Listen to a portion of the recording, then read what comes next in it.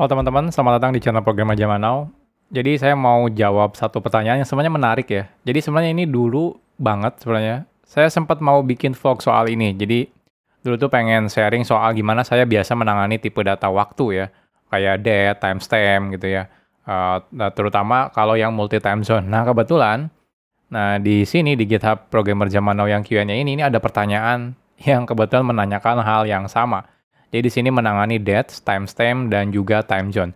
Nah, kalau teman-teman bikin aplikasi yang mungkin multi time zone, mungkin pernah merasakan problem ini. Buat teman-teman yang tidak pernah membuat aplikasi yang multi time zone gitu ya, apalagi misalnya aplikasinya cuma diakses buat sendiri, nggak pernah sampai beda time zone atau bahkan beda negara, mungkin belum pernah merasakan problem ini. Tapi buat teman-teman yang udah merasakan, ini memang sangat menyebalkan problem ini. Jadi di sini pertanyaannya, ada banyak konten yang membahas tentang kesulitan programmer di pengaturan data dates ya, atau timestamp, atau ada juga time zones. Nah, karena topik ini adalah pita atau pain in the ass. Jadi, ya pokoknya simple gitu ya, tapi ternyata ribet banget untuk nge-handle-nya.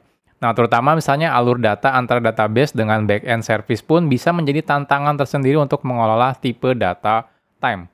Buat teman-teman yang nggak ngerti maksudnya, contoh seperti ini.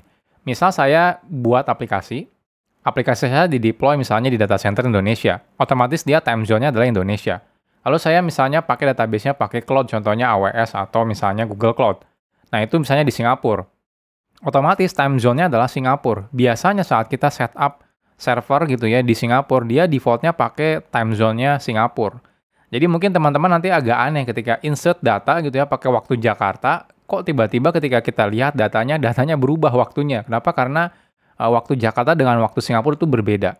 Nah, jadi ini problemnya. Nah, di sini pertanyaannya, apakah ada tips dan trik praktis untuk para programmer, khususnya kita yang GMT-nya plus 7 gitu ya. Nah, ya ini.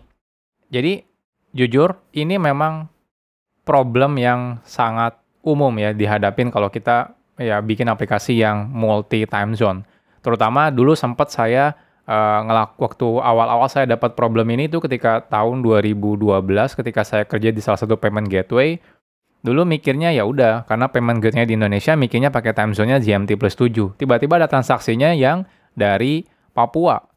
GMT-nya beda lagi gitu ya, plusnya beda lagi. Nah, akhirnya apa? Akhirnya ketika kita tampilkan data transaksinya itu pakainya waktu Jakarta. Jadi agak aneh, yang dari Papuanya bingung loh, kok ini waktunya beda gitu ya. Saya insert jam 9 waktu Papua gitu ya.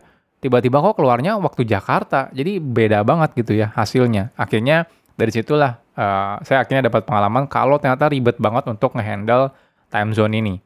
Cara yang paling misalnya yang kalau teman-teman pengen ribet ya, berarti teman-teman harus tahu yang ngelihat datanya itu dari time zone berapa.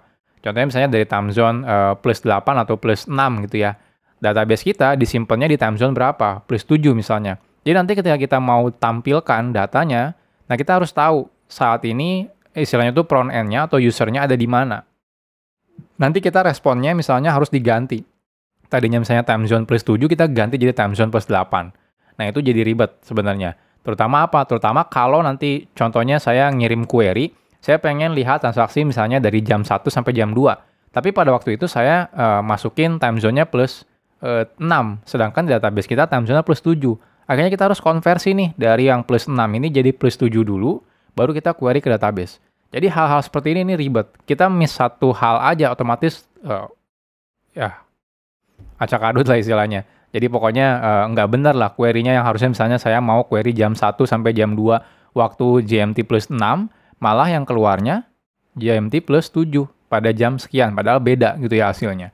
Nah, salah satu yang biasa saya lakukan, saya jujur nggak pernah menggunakan tipe data date, timestamp gitu ya di database. Nah, kalau misalnya nggak pernah pakai data itu, kalau saya mau nyimpen data waktu gitu ya, timestamp gitu ya, tanggal itu pakai apa? Nah, ini trik yang biasa saya lakukan. Teman-teman bisa ikutin ya, bisa juga yang kayak tadi gitu ya. Kalau mau manual silakan aja. Cuma saya nggak mau, saya nggak pernah. Nah, sampai sekarang pun saya nggak pernah nyimpen data di database itu dalam bentuk tipe data date gitu ya atau timestamp itu saya nggak pernah. Kenapa? Karena problemnya adalah di problem konversi time zone-nya. Nah, yang biasa saya lakukan adalah saya biasanya menggunakan ini. Jadi ini trik yang sangat membantu buat saya, yaitu saya selalu menggunakan epoch time millis. Epoch time unique, ya lebih tepatnya. Nah ini. Jadi ada Unix epoch time. Jadi saya selalu menggunakan ini dan formatnya saya selalu menggunakan millisecond. Jadi tipe data tanggal atau misalnya waktu, timestamp, itu kalau saya simpan di database, saya selalu simpan dalam tipe datanya adalah number. Numbernya isinya apa? Numbernya isinya adalah millisecond. Value millisecondnya apa? Value millisecondnya adalah menggunakan Unix epoch. Unix epoch itu value millisecondnya kalau dimulai dari 0 itu artinya adalah Januari tanggal 1, 1970. Dan dia selalu UTC. Jadi plus 0 gitu ya. Jadi mau kita bikinnya di Jakarta, dia pasti selalu ketika bikin epoch Unix millisecondnya itu pasti selalu menggunakan UTC. Jadi kalaupun kita generate pakai laptop misalnya yang time zone-nya Jakarta, lalu di-generate laptop menggunakan time zone-nya Singapura. Tapi kalau pada waktu yang bersamaan, itu pasti epoch milli-nya itu selalu sama. Ya teman-teman nggak perlu pusing lagi ngurusin soal dikonversi menjadi time zone mana. Karena setiap dia generate gitu ya, kalau contohnya kita mau tahu saat ini saat ini gitu ya, epochnya berapa gitu ya. Nah teman-teman bisa lihat di sini, nah contohnya. Jadi sekarang di saya gitu ya, itu 11 Mei 2022, ini jam UTC-nya ya, dan ini Unix time-nya. Nah ini, naik terus ya, ngikutin, karena ini adalah millisecond. Seperti ini. Jadi kalau teman-teman coba, oke kita pengen tahu kalau misalnya saya masukin 0, nah ini 0 itu waktunya berarti ini 1 Januari gitu ya 70 000 kalau versi UTC-nya. Kalau versi lokal saya berarti yang Jakarta gitu ya. Nah ini jam sekian. Jadi dengan value ini kalau saya konversi ke UTC segini, kalau versi ke Jakarta itu segini. Nah, jadi dibanding saya simpan dalam format tanggal gitu ya, dan kadang kalau misalnya kita pakai format tanggal, itu time zone-nya pasti hilang ya. Jadi kalau teman-teman kan tanggal cuma jam, kalau tanggal itu berarti dari tahun gitu ya, bulan, tanggal, jam, menit, detik, time zone-nya hilang. Kecuali teman-teman tipe datanya yang ada time zone-nya. Tapi kalau cuma waktu biasa, itu otomatis time zone-nya hilang. Tapi kalau menggunakan Unix time millis ini otomatis semuanya kita nggak usah khawatir karena semuanya pakai UTC plus 0. Jadi saya selalu masukkan formatnya seperti ini. Jadi contohnya kalau saya buat di sini ya, saya akan copy. Kalau teman-teman misalnya masukkan di sini, nah ini waktunya. Ini waktu Jakarta dan ini waktu UTC. Nah lantas pertanyaannya, nanti kalau saya bikin aplikasinya dalam bentuk API kayak gimana? Nah kalau dalam bentuk API itu jadi simple. Nanti API-nya, teman-teman contohnya bikin API, nanti balikin datanya misalnya data JSON. Itu nanti simple, data JSON-nya contohnya misalnya ID-nya XXX gitu ya. Nanti di sini ada misalnya created at misalnya ya. Nah ini nggak perlu lagi, kalau biasanya kan kita pakai format waktu ya. Ya contohnya tahun gitu ya, 2020, bulan, tanggal gitu ya. Nanti di sini ada menitnya, jam, menit, detik gitu ya. Lalu di sini ada millisecond-nya seperti ini. Nah ini ribet banget gitu ya.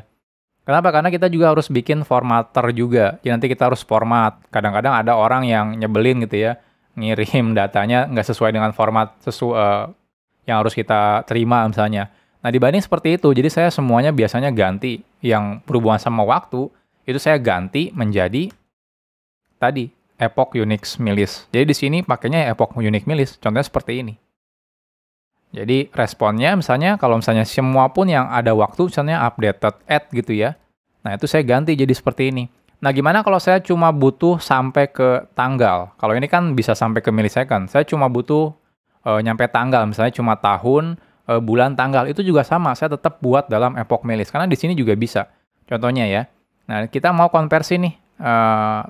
Tahunnya misalnya 2020 gitu ya. Bulan 10, tanggal 5 gitu ya, 05. Jamnya misalnya 00.00.00. Jadinya kan jamnya pasti 00 gitu ya. Nah ini hasilnya. Epoch time millis-nya tuh ini. Seperti ini. Jadi di sini, ya kalau misalnya di sini misalnya date aja gitu ya, ya berarti isinya cuma ini saja. Seperti ini. Nah, karena kalau kita konversi ini gitu ya, jadi tipe data tanggal biasa, nah tanggalnya jadinya seperti ini. Jadi seperti itu. Nah pertanyaannya, susah nggak sih kalau misalnya kita dari epoch time list ini kita konversi menjadi tipe data waktu di tiap bahasa pemrograman yang kita gunakan. Nah, untungnya karena ini sudah standar Unix gitu ya. Alias kalau teman-teman pakai sistem operasi Linux mungkin udah biasa gitu ya. Artinya di semua bahasa pemrograman harusnya udah ada implementasinya. Nah, kalau teman-teman coba lihat di websitenya currentmilist.com, itu di bawahnya ada contoh-contoh implementasi kalau teman-teman pakai bahasa pemrograman. Contohnya di ActionScript ada seperti ini gitu ya. Nah, seperti ini. Di Bash script juga bahkan bisa. Di C++ sama kayak gini cara bikinnya. Di C# kayak gini bikinnya gitu ya. Di Clojure kayak gini. Di Dart gitu ya.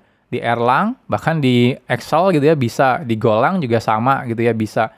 Di Java, Kotlin, JavaScript, dan sebagainya. Ini bisa ya, hampir bisa semua bahasa pemrograman. PHP gitu ya, dan yang lain-lain.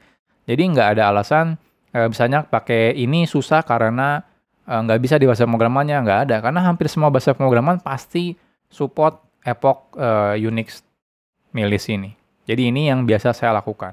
Nah, gimana kalau saya berarti nanti ngirim query? Contohnya misalnya, kita punya API misalnya, API-nya /API/transaction gitu ya.